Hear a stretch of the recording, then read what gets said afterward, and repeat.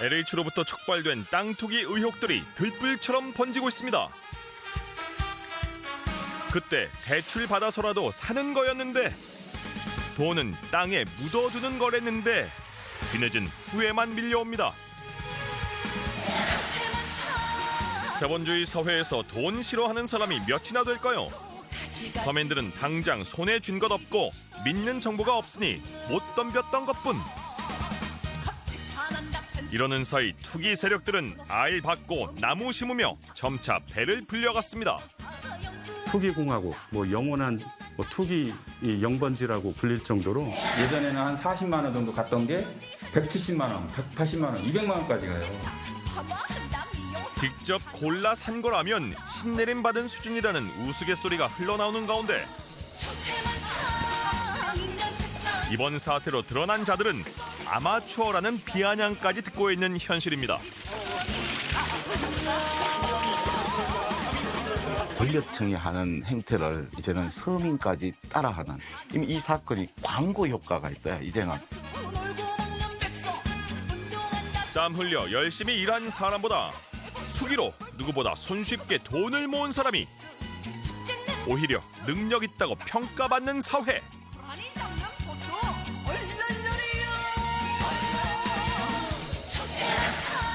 언제부터 이 땅에 투기가 희망이라는 이름으로 자라나게 된 걸까요? 2021년 대한민국 불법 투기 천태만상을 들여다봤습니다.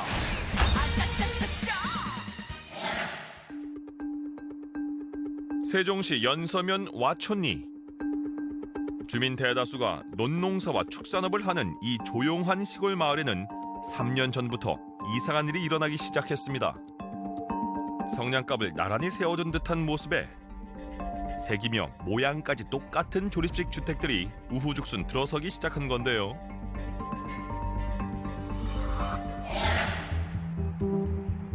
가까이 가서 살펴보니 인기척은 들리지 않고 개 짖는 소리만 요란했습니다.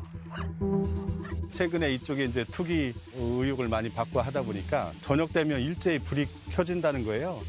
산다는 것을, 살고 있다는 것을 이제 보여주려고 하는 것 같아요. 사람이 사는 듯한 흔적들을 열심히 남겨뒀지만 외부에 어지럽게 쌓인 집기들엔 뽀얀 먼지가 내려앉았고 화초 역시 말라 비틀어져 있는데요. 외지인이 샀는지 여기에 있는 사람이 샀는지 그건 모르는 부분이거든요. 그렇게 하고서 이따 보면은 건물 올라가고 토지 짓고 이렇게 하면 그게 외지인인 줄 알고 그렇게 알았지요. 창문은 블라인드까지 쳐서 굳게 닫혀 있었고 정식으로 귀농한 것도 아닌 것 같았는데요. 누가 사는지 뭘 하고 사는지 주민들은 어리둥절하기만 했습니다.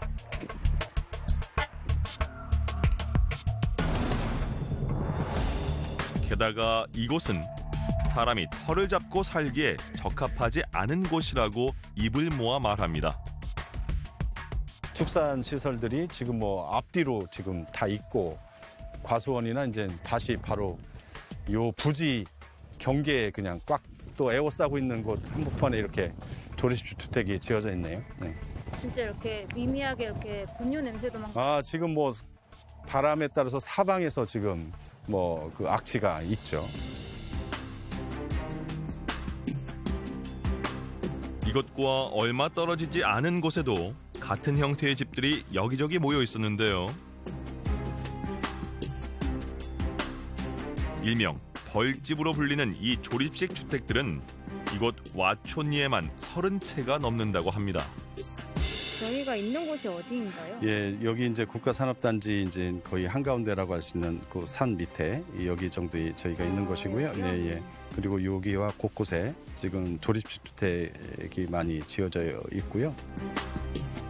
심지어 문만 열면 바로 앞집이 보일 정도로 다닥다닥 붙어 있었는데요.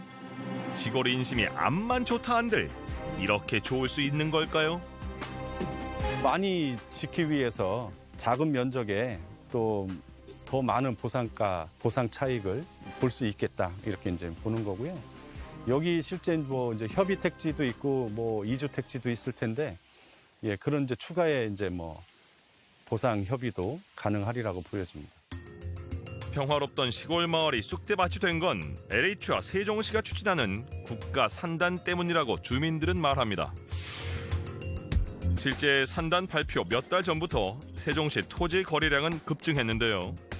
발표 2달 전인 6월에는 이미 토지 거래가 7천여 건을 넘어 그해 최고치를 기록하기도 했습니다. 이곳 벌집 역시 이때쯤 집중적으로 지어졌는데요. 이유는 단 하나, 바로 딱지.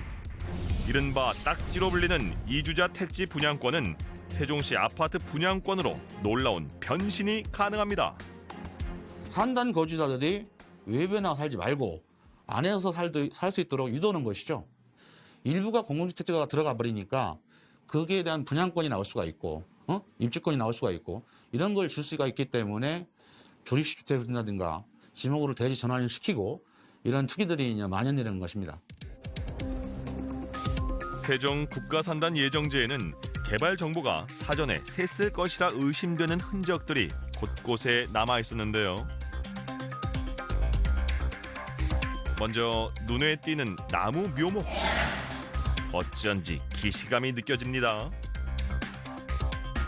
LH 직원들이 투기에 사용했던 나무 보상 꼼수 역시 이곳에서도 그대로 통용되는 듯 했는데요. 검은 비닐에도 비밀은 숨겨져 있었습니다. 여러 데서 풀이 이렇게 나 있으면 찍어서 관리가 안 되고 있다. 이런 포인트로 많은 보도가 되니까 이 투기꾼들도 알아요. 그 고민에 대안으로 검은 비닐을 덮고 그 위에 나무를 딱 꽂으니까 풀이 한 포기도 안 나고 마치 관리를 안 해도 되니까요. 조용한 시골 마을에 들어선 투기 행렬을 보니 마치 우리 빼고 모두 하고 있었나 하는 생각마저 들었는데요. 혹시나 했던 우려는 역시나 라는 탄식으로 바뀌었습니다. 세종시 건설 책임자였던 전 행복청장은 산단 발표 전부터 후보지 인근의 논과 건물을 집중적으로 사들인 것으로 조사되는데요. 앞서 살펴본 벌집들 역시 세종시 의원과 세종시 국무원이 일부 연루된 것으로 확인됐습니다. 투기꾼들에게 나고 자란 고향을 빼앗긴 마을 주민들은 분통을 터뜨리고 있습니다. 토지 보상을 받아도 외부에 나가면 땅을 3분의 1 정도나 살라나 그게 의아스럽고 예정 보상가는 저희는 40만 원도 실제로 못 받거든요. 실제로 보상이 들어가면. 근데 주변은 200만 원, 250만 원 되는데 어떻게 땅을 구해가지고 생계를 이어나가냐고요. 나오지도 않아요. 나오면 며칠 안에 다 없어져 버리니까. 외지인들이 다 계약을 하니까 소리소문 없이. 개발의 덕은 엉뚱한 투기꾼들이 보고 왜 정작 원주민들은 정든 고향을 등질 수밖에 없는 상황인지 참담한 심정입니다. 시골 농지는 범위가 커요. 뭐 100평, 200평이 아니고 1000평, 1500평, 2000평 이렇게 되다 보니까 보통 몇십억 되거든요. 그 시골 사람 여기 원주민들은 꿈도 못 꾸는 일이에요. 그런 일. 게다가 이곳은 산단 부지로도 적합하지 않은 곳이라고 말하는데요. 산단 지정 과정에서도 정작 주민들의 의견 수렴은 없었다며 백지화를 요구하고 있습니다. 그러니까는 그 사람들은 저희가 반대하는 거에 대해서 에휴 니들이 해봐야 무슨 소용이 있겠냐 이런 생각들을 많이 갖고 계시죠. 저희는 지금 앞에 죽을 날 남겨두고 살아가는 사람처럼 선고받고 시한부 선고받고 사는 사람처럼 지금 불안한 심정이거든요. 이처럼 내부 정보를 이용한 땅 투기 의혹은 들불처럼 번지고 있습니다. 고위 공직자부터 말단 공무원까지 너나 없이 투기에 뛰어든 형국인데요. 윗물이 맑아야 아랫물이 맑다라는 속담이 그대로 적용되는, 즉 권력층이 하는 행태를 이제는 서민까지 따라하는, 그러다 보니까 규모 면에서는 점점 확대되어 왔다라고 할 수가 있습니다. 땅 투기의 역사는 오래전으로 거슬러 올라갑니다. 특히 우리나라는 1960, 70년대 고도 성장기를 거치며 어마어마한 인구가 서울로 유입됐는데요. 박정희 정권은 포화 상태에 이른 강북을 대신해 신도시 강남을 건설합니다. 당시 이 과정에서 청와대 경호실까지 가담해 강남 일대 땅 24만 평을 샀다가 되팔았고 약 20억 가까운 정치 자금이 만들어졌습니다. 투기를 막아야 할 자들이 직접 투기판에 뛰어든 건데요. 강남 개발은 거대한 부동산 투기장이라는 오명을 면치 못하기도 했습니다. 70년 초반부터 본격 개발이 됐는데 그때는 뭐 청와대 경호실까지 투기에 가담을 했으니 권력형 투기라고 한다면 복부인이라는 신조까지 탄생을 시켰으니 아마 건국 이래 최대의 투기가 심했던 시기가 아니었냐. 그리고 이제 신도시에 대한 투기는 사실은 뭐 노태우 정부 시절 제1기 신도시, 대표적으로 이제 분당, 일산 이런 데가 되겠죠, 그죠? 그때도 뭐 정권 차원에서 집중적인 투기 조사 등등을 통해서 많은 사람들이 이제 구속되고 이런 사태들이 있었죠, 그죠? 30년 전 1기 신도시 조성 당시 적발된 투기 사범은 무려 13,000명. 이 가운데 187명이 구속됐습니다. 이후 2005년 2기 신도시 때는 그 수가 더 늘어서 15,000명 적발해 무려 455명이 구속되기도 했습니다. 역사는 반복됩니다. 땅 투기가 판을 치고 땅값이 폭등하지만 결국 수사는 용두사미로 끝이 납니다. 이런 악순환이 50년 넘도록 반복되고 있는 이유는 뭘까요? 제도적 안전장치가 없었다라고 해야 될 것 같고요. 사회적 이슈가 될 때마다 땜질식으로 이어져 왔고요. 그렇게 근본적인 거는 한 번도 손을 대지 않았던 게 원인이 아닌가라는. 물론 처벌이 약한 것도 문제입니다. 더 근본적인 문제는 대규모로 땅을 개발하면서 개발 정보는 마치 첩보 작전하듯 비밀을 유지하는 방식에 있는데요. 이건 우리나라의 어떤 독특한 도시 개발의 형태라고 보면 됩니다. 정부에서 비밀리에 계획들을 수립하고 이거 이제 주민들과 협의를 전혀 거치지 않고 토지를 수용해서 이제 신도시를 만들다 보니까 나는 알고 너는 모르는 정보. 그러니까 이거는 자연스럽게 투기와의 유혹으로 연결이 될 수밖에 없어요. 투기 세력의 주 무대는 상대적으로 저렴한 농지. 여기에는 느슨한 농지법이 투기를 키웠다는 지적도 많습니다. 경자유전, 농사를 짓는 자만 농지를 가질 수 있다는 원칙은 대한민국 헌법에도 명시되어 있습니다. 농업 경영에 이용하는, 즉 농업 생산의 수단으로 이용하는 것만 허용을 하고 임대 목적으로 소유하거나 취득하는 것, 그다음에 전매 차익을 목적으로 취득하거나 소유하는 것 헌법이 금지를 하고 있습니다.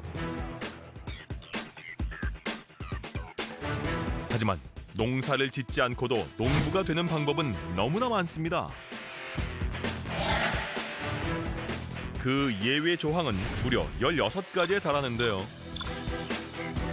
주말 농장 및 체험 농장용, 상속 농지 등등 농지를 가질 수 있는 이유는 가지가지입니다. 설사 농사를 안 짓는 게 들통이 나도 1년 이내에 다시 신용만 하면 만사 오케이입니다. 농업인이 하는 행위와 투기꾼이 하는 행위 역시 정확히 구별되지 않는다는 것도 맹점. 또한 농지 매입을 위해선 농업 경영 계획서를 내야 합니다. 어떤 작물을 기를지, 기계와 장비는 어떤 걸 쓸지 구체적으로 적어야 하지만 이 서류가 유명무실한 건 이번 사태에서도 여실히 드러났습니다. 내가 여기다 콩을 심겠다. 아니면 배추 심겠다. 그 농기계는 내가 없는데 얼마 사겠다. 이런 것들을 다양한 내용들을 쓰도록 되어 있습니다. 근데 이것을 이제 요식행위로 공무원들이 심사를 하다 보니까 형식적이게 흐르다 보니 대충 넘어간다는 데 문제가 있죠. 상황이 이렇다 보니 국회의원과 고위공직자 상당수는 농부. 21대 국회의원 300명 중 76명은 농지를 소유하고 있는 것으로 나타났는데요. 농지가 투기의 장이 되다 보니 농지 가격도 세계에서 가장 비쌉니다. 국토 대비 농지 면적을 고려하면 사실상 전 세계 1위. 농지 정책은 사실상 세계 꼴찌라는 거죠. 200여 개 국가 중에 뭐 꼴찌고 뭐고 아니 정책 자체가 없었다라고 봐야 되겠죠. 땅이 비싸니 농산물 가격 역시 비싸지는데요. 진짜 농부가 땅을 살 수 없어 입는 피해는 불보듯 뻔합니다. 연간 소득의 38%의 차임을 받고 있고요.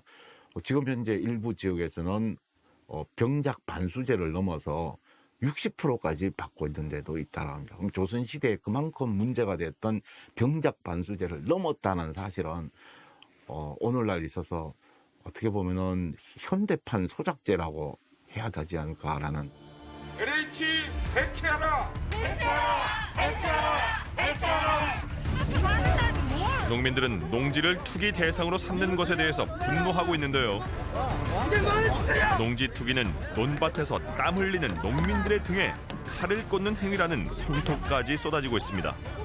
이 농민들이 소유하고 농사지을 터전인 농지를 가지고 투기를 했다는 소식을 듣고 정말 마음도 아프고 뭐 어떤 게 나라가 이런 나라가 다 있나 할 정도로.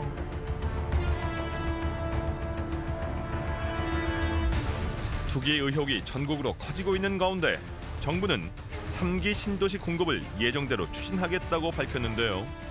정부는 2사 주택 공급 대책을 포함한 부동산 정책은 이미 발표한 계획 그리고 제시된 일정에 따라 차질 없이 추진해 나갈 것입니다. 그렇다면 3기 신도시 택지로 유력하게 거론되는 곳들은 지금 어떤 상황일까요? 이곳 역시 지난해 외지인 토지 거래가 전년 대비 약 2배 가까이 치솟았는데요.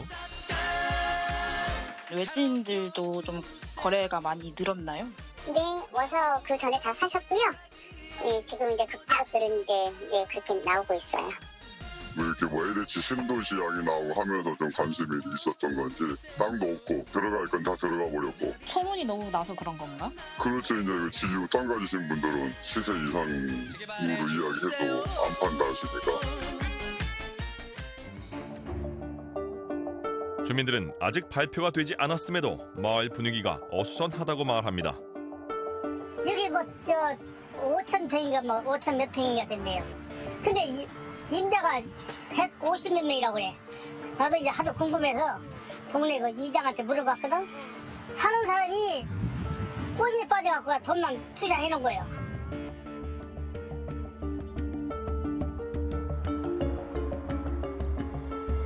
더 큰 문제는 지분 쪼개기 등을 권하는 기획 부동산들이 활개를 치고 있다는 것. 지분 쪼개기란 기획 부동산이 토지를 헐값에 산 뒤에 개발 호재를 미끼로 투자자를 모으는 건데요. 해당 토지를 쪼개 팔아서 많게는 수십 배까지 폭리를 취할 수 있습니다. 전문가들은 기획 부동산이 현혹돼 지분 쪼개기 투자에 섣불리 나설 경우에 낭패를 볼 수 있다고 경고하는데요. 이분들은 땅을 사고 나서 인식을 했을 거예요. 잘못 산 거를 인식했을 텐데 땅 주인이 수십 명, 수백 명이 되니 답이 없잖아요. 이게 뭐 사기 입증이 또 쉽지가 않으니까 뭐 일망타진이 안 되고 또 꼬리자르기가 또 많이 있고 그래서 이 부동산을 처분하기가 상당히 어렵습니다.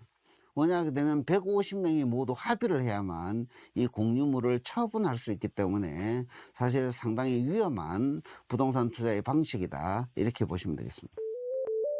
그럼에도 불구하고 너도 나도 돈 벌어보자라는 생각에 사람들이 몰리는 것이 엄연한 현실. 공식적인 발표가 나면 너무 비싸서 그땐 또 투자 가치가 그렇잖아요. 늦은 거 아니에요 그러면? 그럼요. 위험 요소를 또 안고 가야 되는 거니까 안 알려지고 발표 안 났을 때 그때 나 투자하는 게 투자인 거지 다 알려지고 할 때는 투자는 아니죠. 김포 고촌. 이곳 역시 곳곳에 투기로 의심해볼 만한 정황들을 확인할 수 있었는데요. 비닐하우스는 본래의 목적을 잃은 듯 곳곳이 녹슬고 비닐이 찢겨진 채 방치돼 있었습니다.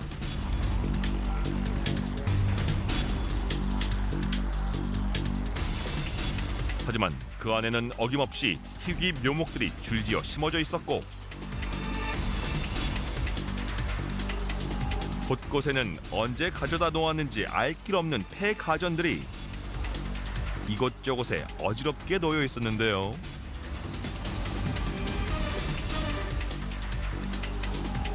비닐하우스 건너편에는 조경석 무더기와 바닥 포장용 파쇄석도 무더기로 쌓여 있었습니다. 작동되지 않아도 하찮아 보이는 돌이어도 이 모든 것은 보상의 가치가 있다고 토지 소유자들은 주장합니다. 만약에 축대가 있다든가 나무가 있다든가 잔디를 깔아놨다든가 바닥을 시멘트로 포장했다든가 뭐 예를 들어 정원이 조금 있는데 거기에 물 주기 위해서 수도꼭지나 빼놨다든가 이게 다 모두가 지작물에 포함이 돼서 보상을 받게 되기 때문에 상황이 이러다 보니까 우리가 이제 생선을 먹을 때 가시는 남겨두잖아요. 저기 생선은 살만 먹고. 근데 이게 보상으로 가버리면 가시까지도 다 먹을 수 있는 돈이 되는 이런 현상이 생긴다고 말할 수가 있겠습니다. 전국을 휩쓸고 있는 땅 투기 의혹은 국민들에게 엄청난 분노와 좌절감을 안기고 있습니다. 특히 투기를 감시하고 경계해야 할 공직자들이 누구보다 먼저 투기판에 뛰어들었다는 사실에 절망합니다. 이 사건이 광고 효과가 있어요, 이제는. 그래서 이제는 이걸 몰랐던 사람들도 알게 되고 이제는 너나 없이 농지 투기에 달려드는 그 결과가 아마 초래될 거고 현행법은 열려있기 때문입니다. 정부는 투기 근절을 다짐했습니다. 야단 맞을 것은 맞으면서 국민의 분노를 부동산 부패의 근본적인 청산을 위한 동력으로 삼아주기 바랍니다. 정부는 부동산 범죄와의 전쟁을 선포합니다. 불법과 불공정 행위를 엄단할 특단의 방안을 마련하여 강력하게 집행하겠습니다. 단속은 강화하고 투기 유인은 차단하며 처벌 수위는 대폭 높이는 대책들이 총망라되고 있습니다. 이른바 막고 조이고 때리기를 통해 투기를 근절하겠다는 건데요. 우선 2년 미만으로 단기 보유한 토지와 비사업용 토지에 대한 양도소득세 중과세율을 내년부터 10에서 20%포인트 인상하기로 했습니다. 이에 따라 1년 미만 보유한 토지 양도세율은 70%로 2년 미만은 60%로 뜁니다. 하지만 차명 거래나 자금 출처를 정확히 밝혀내긴 어려울 거라는 우려도 나옵니다. 또한 조사 대상에서 개발 주변 지역은 빠지고 개발 지역 내로 한정된 것도 문제로 지적되는데요. 그리고 진짜 정보를 알고 있는 사람들은 전 행복청장처럼 주변에 땅을 사가지고 여기 보상가의 5배, 6배 이상을 받을 수 있으니까 조사를 하더라도 그분들을 조사를 해야 돼요. 여기 내에 있는 사람들은 잔챙이라고 하죠. 우리 소위 말해가지고. 지구 지역 내의 토지뿐만 아니라 반경 3km 이내 토지까지도 모두 포함하는 형태로 가야 되고 이러한 정보들을 쉽게 취득할 수 있는 지방 공기업의 직원이라든지 그다음에 이제 지방의 어떤 공무원이라든지 의회 이런 분들까지 모두 대상을 포함해야만 이번 사태들을 어느 정도 마무리할 수 있지 않을까 이렇게 보는 겁니다. 안정적으로 끌어갈 수는 없고. 전문가들은 투기 이익을 원천적으로 차단하고 사후 감독을 강화하는 투트랙 전략이 필요하다고 말하는데요. 투기가 있다는 얘기는 이익이 있다는 얘기예요.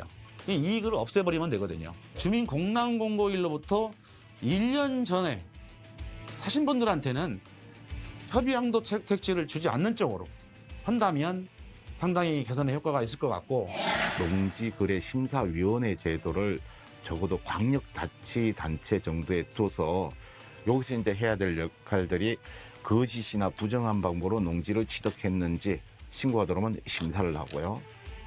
비밀리에 이렇게 결정하는 이런 방식을 고수하지 말고 이제는 지역 주민들도 처음부터 같이 참여해서 의사 결정을 좀 진행한다면은 이런 불합리한 것들이 좀 줄지 않겠냐. 부동산 투기의 역사는 이번에도 반복됐습니다. 돈이 되는 땅에 정보를 가진 사람들이 모였고 그 흐름 속에 누군가는 돈을 벌었는데요. 힘 있는 자들의 투기는 왜 반복되고 이를 막기 위한 방안은 과연 무엇일까? 과거에 이미 마주쳐 본 적 있는 이 고민의 해답을 반드시 찾아야 할 때입니다.